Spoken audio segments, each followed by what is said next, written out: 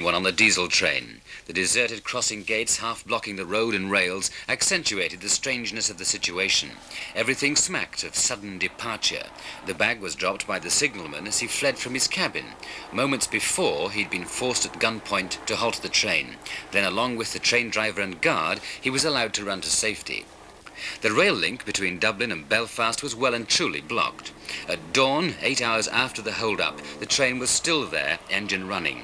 The army decided that aerial examination was the safest course. Bombs have already caused several army casualties in South Armagh, so today a bomb disposal expert was airlifted out after taking close-up photos. Army reinforcements built up during the day and kept watch on the 2 miles of countryside between the train and the border of the Irish Republic because of the danger of snipers.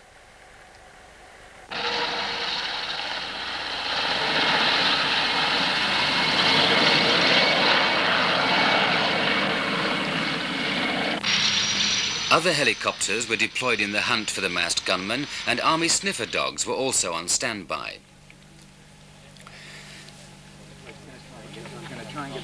Then the army brought out some hand-picked marksmen. Their task from 50 yards range was to try to shoot through the detonating wire attached to the bomb, a tiny target but clearly visible. After the 9th bullet came the blast.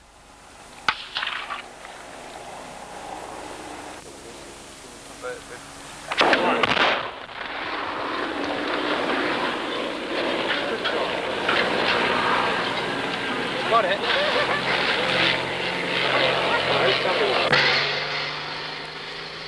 Of course, the emergency units were already on the scene, but what with the sheer size of the bomb and the 1,000 gallons of diesel fuel in the train, there wasn't much left of the locomotive.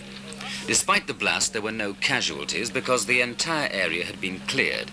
But why didn't the army seal off the train during the night and early morning?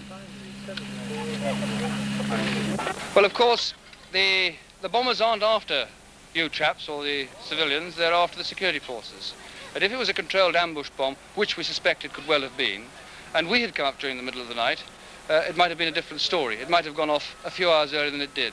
But you don't take any decision about closing the roads? Oh yes, civilians in the area were warned through the RUC.